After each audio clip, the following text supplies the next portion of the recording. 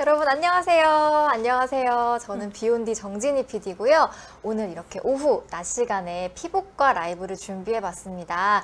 그 중에서도 오늘 제가 정말 좋아하는 원장님을 모셨는데요. 바로 연세고운피부과 윤나영 원장님 모셨습니다. 원장님 안녕하세요. 안녕하세요. 잘 지내셨어요? 네, 잘 지내고 있습니다. 원장님 소개 좀 간단히 부탁드릴게요. 네, 안녕하세요. 연세고운피부과 윤나영 원장입니다. 감사합니다. 네. 그래서 오늘 원장님께서 준비해 주신 내용은 바로 아토피인데요. 저도 너무너무 궁금한 아주 내용입니다. 이제 본격적으로 아토피 준비해 주신 내용 한번 시작해 보도록 할까요? 아토피 피부염은 영유아기, 이제 어릴 때 시작해서 가려움을 동반하는 만성적이고 재발성이 있는 습진, 병변을 뜻하게 되는데요. 음식물 또는 흡입성 물질에 대한 알레르기 반응이 유전적으로 발생하는 피부염입니다. 이 아토피 피부염은 가족력과 유전 경향이 큰데요. 아토피 피부염, 알레르기 비염, 알레르기 천식을 하나의 아토피 질환으로 묶어요. 그래서 이제 아토피 피부염과 알레르기 비염, 천식이 이제 거의 하나의 질환인데 부모님들 중에 두 분이 이런 질환이 있다면 태어나는 아기는 80%의 확률로 아토피 피부염이나 비염이나 천식이 생길 수가 있고요. 부모님 중에 한 분이 이런 질환이 있다면 아이는 태어나면 50%의 확률로 아토피 피부염과 알레르기 비염 그리고 알레르기 천식이 생길 수가 있습니다. 근데 비율이 생각보다 엄청 높네요. 네, 엄청 높기 때문에 이제 가족 중에 있는 것이 가장 이제 중요하다고 생각되고요. 네. 아토피 피부염과 이제 비염과 천식은 이제 하나의 카테고리로 이제 하나가 지나가면서 비염이 오고 또 천식이 오고 그렇게 될 수도 있고 아토피 피부염과 비염이 동시에 올 수도 있는 이제 알러직 마취를 보이게 됩니다. 아, 그러니까 만약에 하나가 있으신 분들은 다른 비염이나 천식이 있을 확률도 더 올라가는 거죠. 또 크면서 아토피는 좋아졌는데 이제 비염이 왔다든지 아토피가 좋아졌는데 천식이 왔다가 또 비염이 온다든지 이제 그런 식으로 이제 진행할 수 있습니다. 근데 여기 지금 보면은 만성이라고 써 있는 걸 볼 수가 있는데 어쨌든 이게 한 번 생기면 평생 가져가야 된다는 걸 의미하는 걸까요? 아토피 피부염 자체는 이제 청소년기가 되거나 크면은 좋아지는 경우가 또 많은데 이제 경우에 따라서는 보신 것처럼 아토피 피부염이 성인까지 가는 경우도 있고요. 아니 아토피 피부염 자체는 좋아졌지만 다른 알레르기 질환으로 갈 수도 있습니다. 아, 그럼 어쨌든 뭔가 근데 완치 딱 이런 개념은 사실 조금 그렇죠. 연결시키기는 어렵겠네요. 이제 완치보다는 좋아지게끔 하고 좋아진 게 잘 유지되게끔 하고 이런 식으로 접근하는 게 좋습니다. 그렇군요. 이거 80%라고 하니까 진짜 무서운데요. 우리나라에서 얼마나 이거 가지고 있으실까요? 우리나라 유병률은 이제 10에서 20% 정도로 생각이 되고 있습니다. 아토피 피부염은 전 세계적으로 이제 증가되는 추세예요.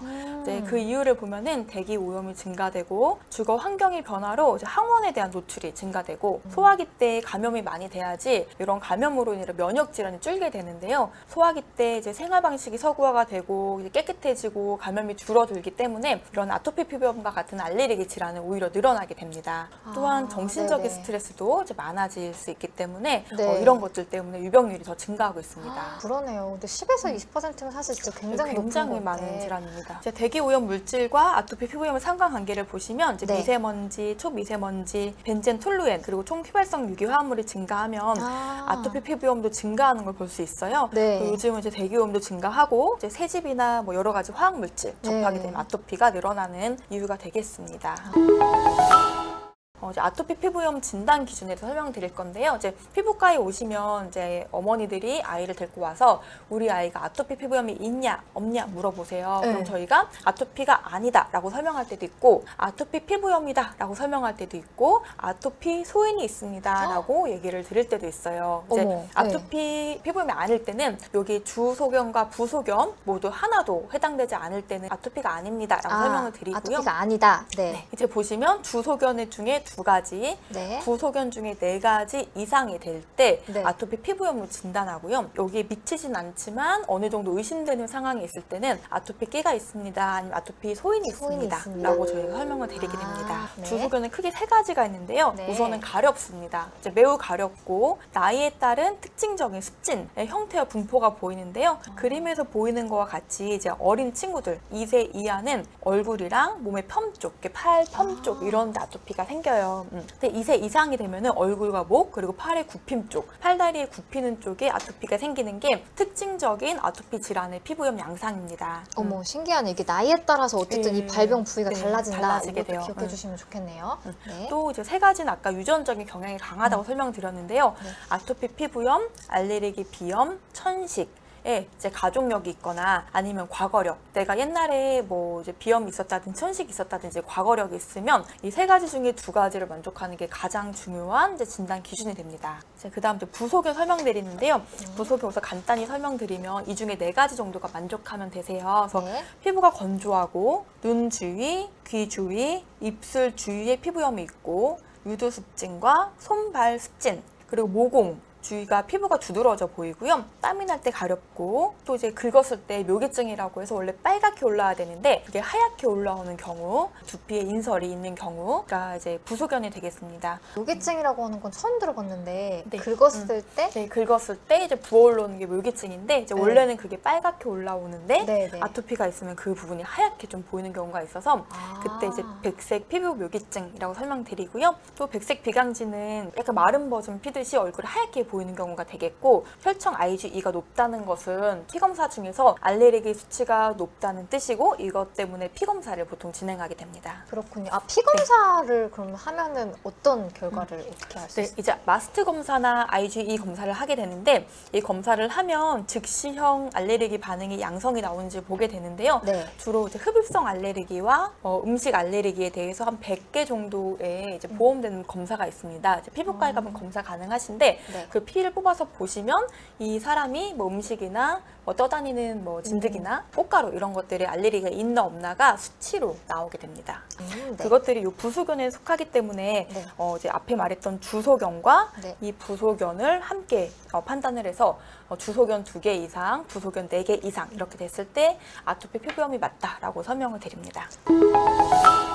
피부 동반 소견을 보시면 아까 말했던 이제 부소견과 거의 같아요. 이제 비특기적인 손습진이 자주 와요. 이제 아토피 피부염은 이제 피부 장벽이 약한데 손도 많이 씻고 막 하다 보면은 이제 여기 자극으로 인해서 알레르기 피부염이나 자극 피부염이 많이 오게 되고요.